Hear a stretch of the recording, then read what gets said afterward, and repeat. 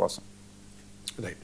ఒక ఇంట్రెస్టింగ్ అంశము, ఒకవైపు ఇరాన్పై ఇజ్రాయెల్ అండ్ అమెరికా దాడి చేస్తుంటే, యుద్ధం చేస్తుంటే ఇరాన్లో భూకంపం సంభవించింది 10 కిలోమీటర్ల లోతున 4.4 మ్యాగ్నిట్యూడ్తో.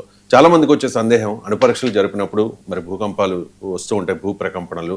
సో అణుపరీక్షలు ఇరాన్ నిర్వర్తించిందా అనే పెద్ద అనుమానం కలుగుతోంది. ఇప్పుడు ఏమంటారు? ఎస్ అండి, ఇప్పుడు యుద్ధానికి 4వ రోజున ఏమైంది అంటే, ఇప్పుడు ఇరాన్లో దక్షిణ తీర ప్రాంతం అక్కడ జాగ్రోస్ అనే ఒక మౌంటైన్స్ ఉంటాయి. ఈ మౌంటైన్స్ దగ్గర బుషేహార్ అనేది ఒక అణు కేంద్రం. బుషేహార్ అనేది ఒక అణు కేంద్రం, అణు రియాక్టర్లు అన్నీ ఉంటాయి. ఆ బుషేహార్ ఈ తీర పర్షియన్ గల్ఫ్ ఏంటంటే ఒక ఎడారి ఉన్నట్టు ఉంటుంది, ఒక మాక్రాన్ కోస్ట్ ఎడారే. తర్వాత అంత దట్టమైన ఫారెస్ట్ రేంజ్లో దట్టమైన ఇది బాగా 5,000 మీటర్లు ఎత్తున్న జాగ్రోస్ మౌంటైన్స్ ఉంటాయి, హిమాలయ పర్వతాలాగా.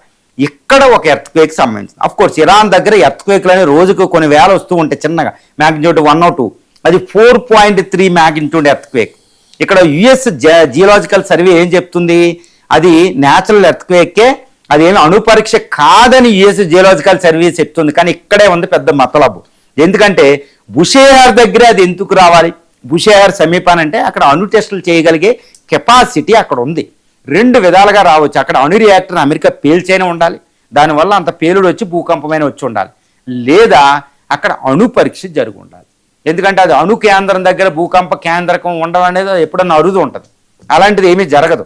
ఒకవేళ ఇరాన్ అణు పరీక్ష చేస్తే మరి అమెరికా ఎందుకు అబద్ధం పడుతుంది, కాదు నేచురల్ ఎర్త్క్వేక్ అని ఎందుకు చెప్తుందంటే, ఇరాన్ అణు పరీక్ష ఇప్పుడు చేసి ఉందనుకోండి, అది అమెరికాకు ఓటమి. అణు పరీక్ష చేయకూడదని నేను యుద్ధం చేస్తాను, అణు పరీక్ష చేసేస్తే ఓటమి. కాబట్టి అణు పరీక్ష చేసినా దాన్ని నాశనం చేయడానికి అమెరికా వెళ్ళొచ్చు. కాబట్టి అది న్యాచురల్గా యుఎస్ జియోలాజికల్ సర్వే చెప్తున్నాం న్యాచురల్. కానీ అక్కడ చాలా అనుమానం వ్యక్తం చేస్తున్నారు.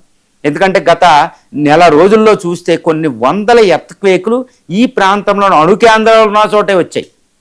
అంటే ఇరాన్ దగ్గర ఇప్పటికే విట్కాఫ్ చెప్తున్నాడు, నిన్న యునైటెడ్ స్టేట్స్ ఆఫ్ అమెరికా ఇప్పుడు దాకా ఒమన్ మీడియేటింగ్గా ఉండగా ఈ ఇరానియన్ ఫారిన్ మినిస్టర్ అబ్బాస్ బరాక్చీతో డిస్కషన్ చేసిన విట్కాఫే చెప్తున్నాడు, 11 అణుబాంబులు తయారు చేయడానికి కావాల్సిన 460 కిలోల యురేనియం, శుద్ధి చేసిన యురేనియం ఇరాన్ దగ్గర ఉందని విట్కాఫే చెప్తున్నాడు. అయితే రష్యా ఏమంటుంది, అది కాదు అంటుంది.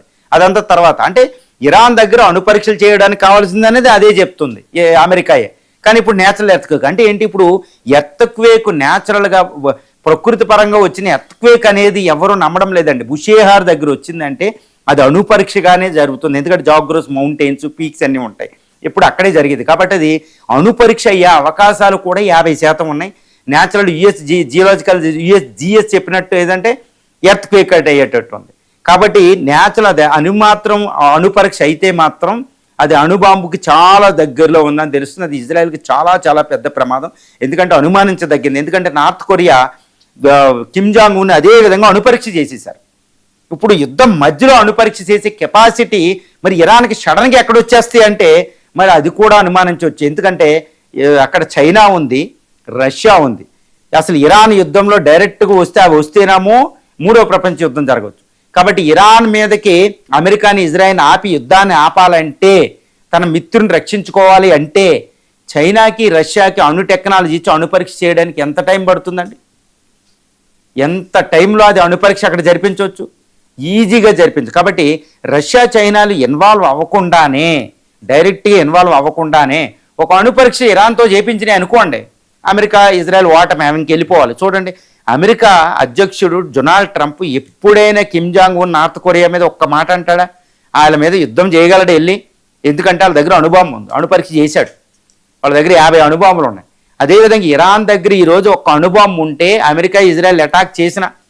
కాబట్టి రష్యా చైనాలు ఒకప్పుడు అంతకు ముందు యుద్ధం జరిగినప్పుడు 8 నెలలు, జూన్లో 12 రోజులు యుద్ధం జరిగినప్పుడు పుతిన్ డైరెక్ట్గా మాట్లాడారు, అవసరమైతే ఇరాన్కి మేము అణుబాంబు ఇస్తామని. ఇప్పుడు అమెరికా తన అణుబాంబులు యూరోప్లో 10 దేశాల దగ్గర పెట్టింది, ఇంకోటి టర్కీ దగ్గర కూడా అణుబాంబులు పెట్టింది. జర్మనీ దగ్గర అణ్వస్త్రాలు లేవు, కానీ అమెరికా అణ్వస్త్రాలు అక్కడ దాచింది, పోలాండ్లో దాచింది రష్యాకి ఎగిన. అలాగే చైనా రష్యాలు అక్కడ అణుబాంబు తెచ్చిపెడితే ఏముంది, ఈవెన్ బెలారస్లో కూడా నేను అణుబాంబు పెట్టానని చెప్పారు పుతిన్ గారు.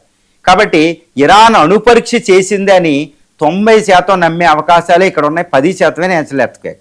కానీ అమెరికా ఎందుకు అబద్ధం చెప్తుంది అంటే, ఒకవేళ అది అణుపరీక్ష జరిపిన ఈ అణు పరీక్ష చేసిన అణు పరీక్షని అణు ఆయుధాన్ని ఇజ్రాయెల్ దాకా ప్రయోగించగలదని అమెరికా దాకా ప్రయోగించే క్షిపణులు లేవు. కాబట్టి అణు పరీక్ష చేసి యుద్ధంలో దాన్ని అణు పరీక్ష చేసినవి అణుబాంబులకు సంబంధించిన అణు పరీక్ష చేసినంత మాత్రం అణుబాంబు తయారవదు.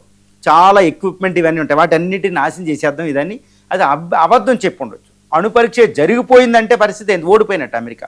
కాబట్టి అణు పరీక్ష జరిగే అవకాశాలు అట్లీస్ట్ 50%, న్యాచురల్ ఎర్త్క్వేక్ వచ్చేది, ప్రకృతి పరంగా భూకంపం వచ్చింది 50% ఉంది. కాబట్టి ఇది చాలా ఆందోళనకరమైన విషయం. అమెరికా ఏం చేద్దో చూడాలి. రైట్. ఇక ఫైనల్గా భారత్ కెనడాల మధ్య కీలక